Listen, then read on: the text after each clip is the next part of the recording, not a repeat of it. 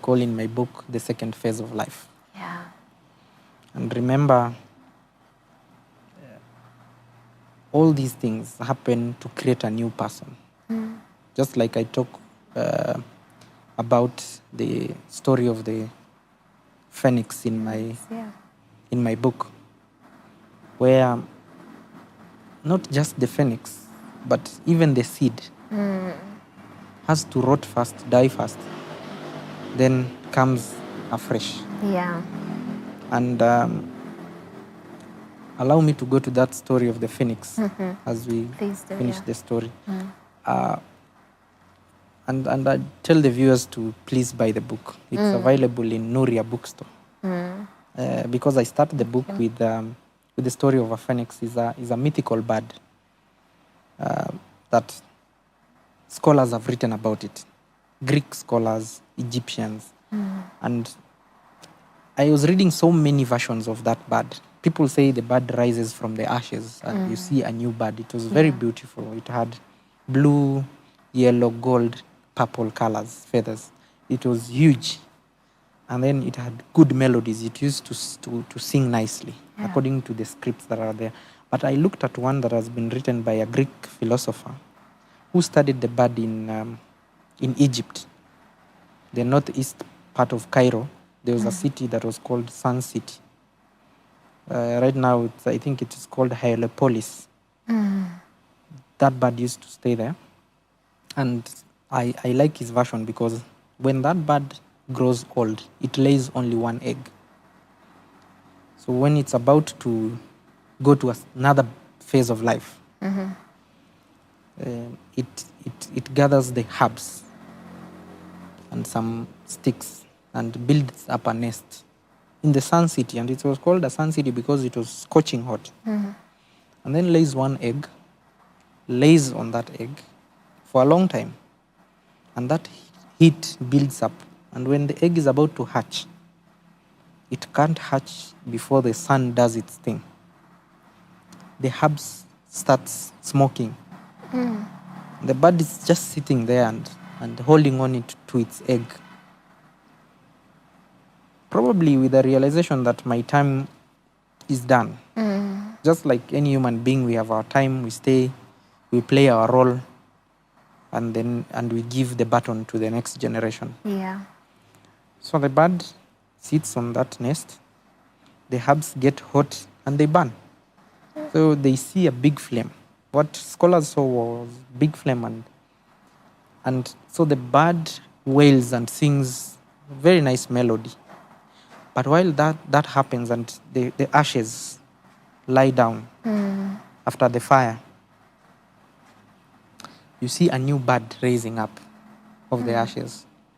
Beautiful, singing nice melodies. Wow. Fresh and young than the other one. So many people thought that this bird will consume itself and rise again, but I like this other version because that bird actually dies. And what comes out is from the egg, a new bird is hatched out. Yeah. And raises out of the flames. And that happens even with the eagle. When it has lived up to the age of 60, for it to make to the 100th year, it also goes to a process of rebirth. Yeah. And if you go to the story of also Jesus, he demonstrates it by going under and raising up again. So even the precious metals and that we like gold, goes through fire and they come out very refined. Yes. So I think I was in a process of being in a crucible of being refined. And when I came out, God developed in me something called grace. You know, grace is given by God, but I feel like for you to achieve destiny, you have to also be graceful. You know, I went through a lot of hurt that I would easily come out revengeful. Yes. But after transplant, I called everybody who had hurt me. I brought people more closer. I showed more love. I used every little money that I earned to do projects back home. Wow. I would find houses that have been brought down by the heavy rainfall and floods and build new houses. I would find roads that are impassable and put a maram. I'd find people who are stuck with some bills or school fees and pay together with my friends. Now, I no longer called friends to do tenders with them. I called them to tell them the problems that I'm seeing, that are happening. I wanted my life to become now a testimony to help others who are in crisis, in loss, in disease, divorce, business loss, any type of loss, and tell them that this is a season of preparation. So I was just going through seasons. But then something happened miraculously that 2 months after I got out of transplant, my wife got pregnant. Wow. After looking for a child for a long time. Yeah. And so a new beginning, a new me, I decided to name the child Genesis. Ooh, okay, I've never heard that before. And I said, this is a new beginning. Yeah. And we were so happy. And this child came first because I was somehow doubting myself how long I will stay alive again with a new kidney. So let me do this first. And you know, at that time, the doctors are now told me now that we have transplanted you, let the babies come. So I knew, oh, kumbe, when I was in dialysis, I couldn't get kids. Now I can.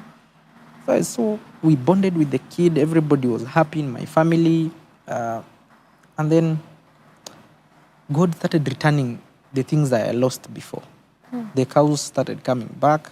Wow. The jobs started, the bank account also started growing a little bit. And the more I gave, the more I was building. The more I did things under my foundation, Athanas Mbele Foundation. I would give sanitary towels to girls in school because I realized in our village we are building a circle of poverty every time by denying girls the basic things that they need, and somebody else will provide them. And they leads to early pregnancy, breeds another generation of poverty. So the little that I could do, I would do with my salary, with the little income I make here and there, and God will multiply. Wow. But then when the pregnancy was okay, normal, and we were gladly waiting for baby Genesis to come. And so labor pains start, and we rush my wife to the hospital. Yeah. And we call the doctor, we tell them, we have seen contractions have started, we are measuring them nicely. We reach the hospital. And this was this year now. Yes. Wow. We are talking about the month of February, precisely 26th this year. And so we reach the hospital and they check the baby has no heartbeat. And the baby has been kicking the previous night. And so, you know, I start panicking, calling the doctor. They go and scan, they realize the baby is normal. So I'm told now the baby that we thought was our gift, God has taken the baby now to heaven. Wow. And so we are dealing with another storm of loss. Now I am wondering, now this one is big. I can't handle this. And for a moment I couldn't think straight, but I thought I need to be strong. My wife is the most affected. She's, of course, I also bonded with the baby.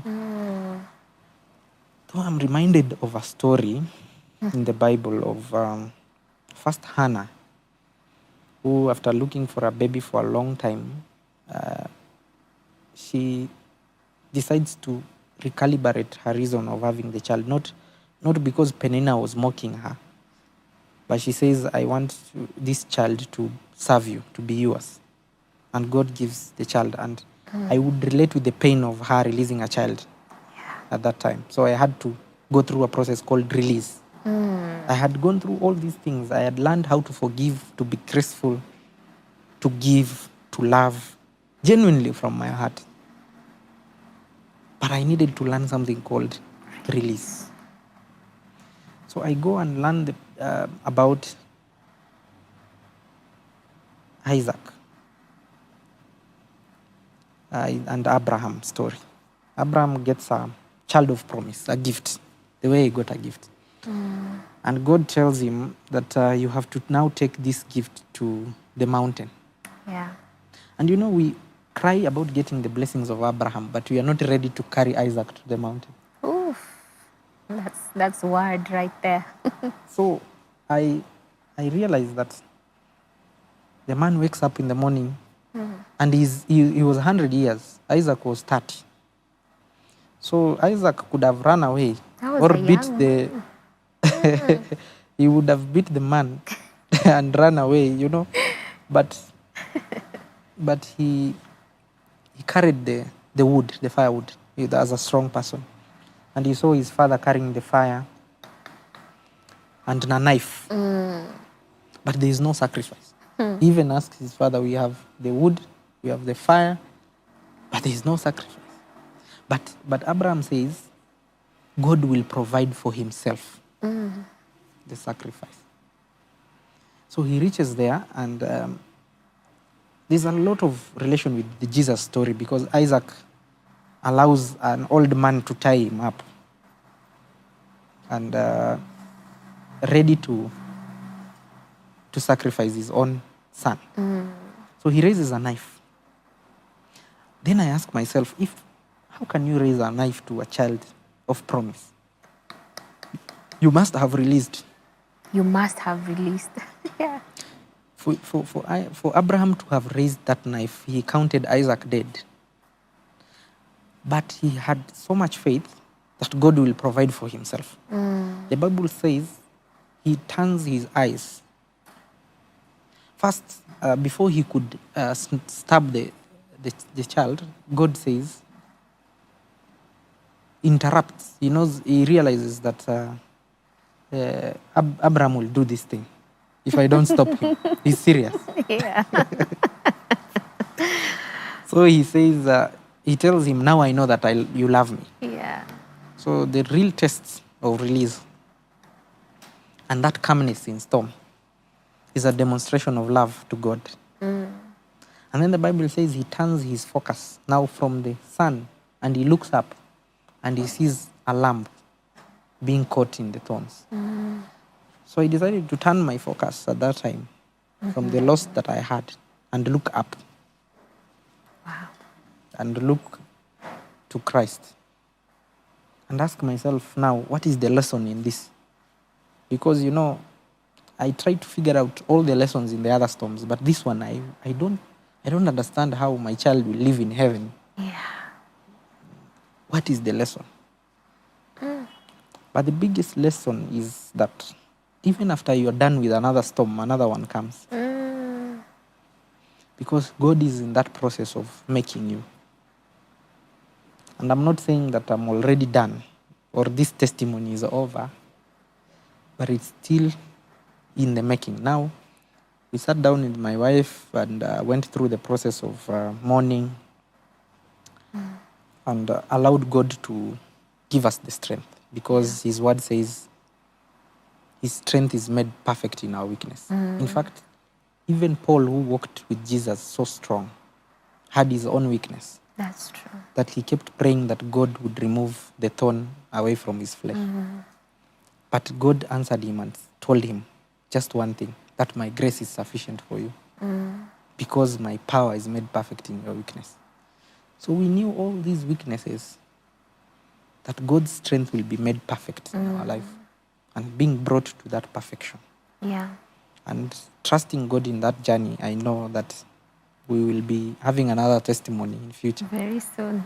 Talking about another child Yes. that God will give us. Wow. Now we'll move from Genesis and have the next one, who is Exodus. Wow, because it's the journey now. Yeah, so that's my journey, but I thank God that I'm now healthy. Wow. I'm perfect. How I is can mom? eat everything. I'm no longer doing dialysis. Yes. The kidney is working perfect.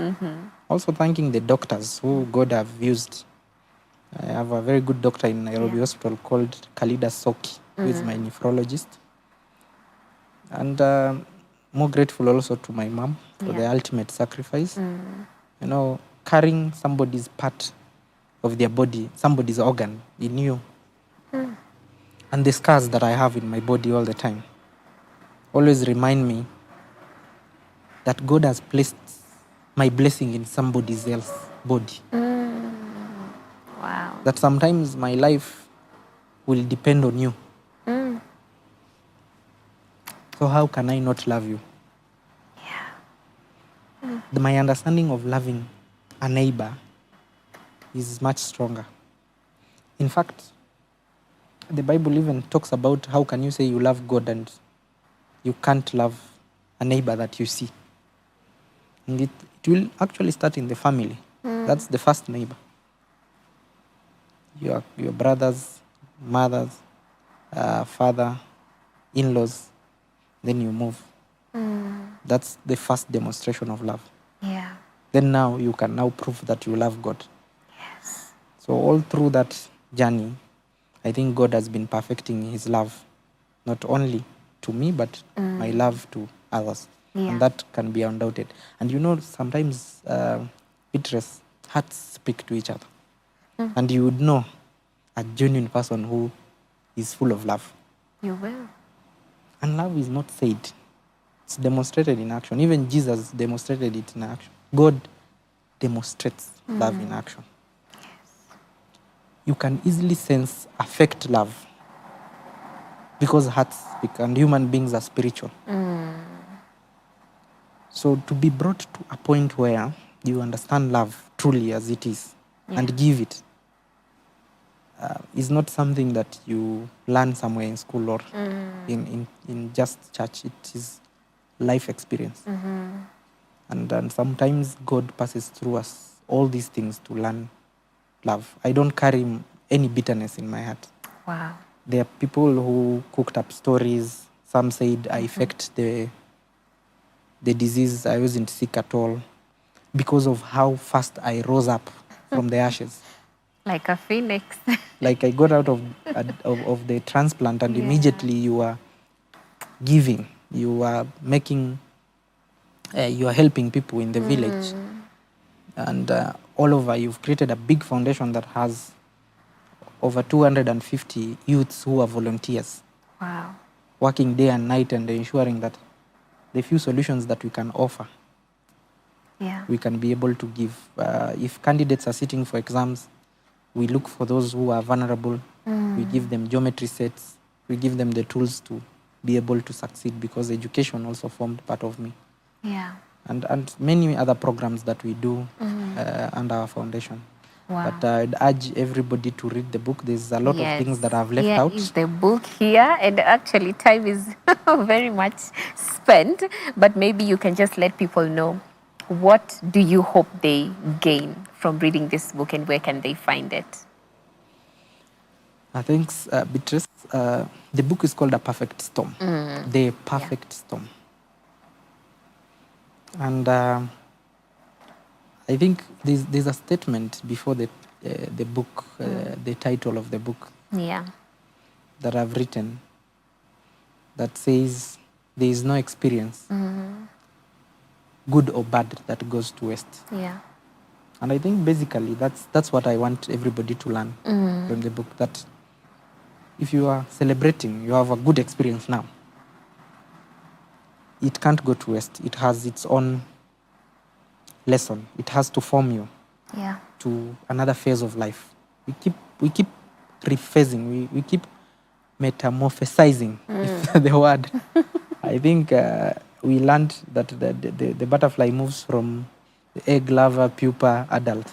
And I think a human being to move into, I won't say perfection. There is no perfect human being, but to being refined, you go through experience, both good and bad. And the same God that walks with you when you're eating bread, when you're eating a stone,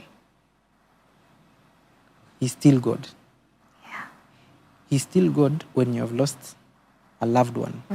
When you have waited for a promised child and he takes him away, he's still good. He's still God. He's still good when you're wealthy and your bank account is full of money. And when you are down, being chased by auctioneers, and you've lost a job, Yeah. he's still good. He's still good when you're driving high-end, luxurious vehicles, and when you are having to use public means and the fare is not enough. He's still good. Still God. He's still good when you're living in the rich suburbs. And when you are having to be accommodated by somebody because you can't afford the rent, he's still good. Still God. And we are tempted to call him God in good times, but rebuke him in bad times. So acknowledge him in good times and acknowledge the devil in bad times. But what I want readers to read in my story, not just the entire story, I've decided to be vulnerable and share. Yeah. Not everybody will share, because that's the purpose of everything. And I tell God that I've made my own promises with him on how I live my next phases of life, no matter which storm comes my way, so that I can earn each day Yeah. by how well I live the current one. So I think the book is available. You can be able to call 011 000 0015 and order a copy, a personalized signed copy. That is 011 000 0015. Or they can go to Nuria Bookstore and they'll find The Perfect Storm. Yeah. It's the only book in that bookstore called The Perfect Storm. So if they go there and ask for The Perfect Storm, They will get it. they will get it. Wow. This is powerful. And social media handles, how can people, keep up with the foundation and you as well? Thank you. I'm available in all social medias as Athanas Mbele Mwachia. So Athanas Mbele is my name.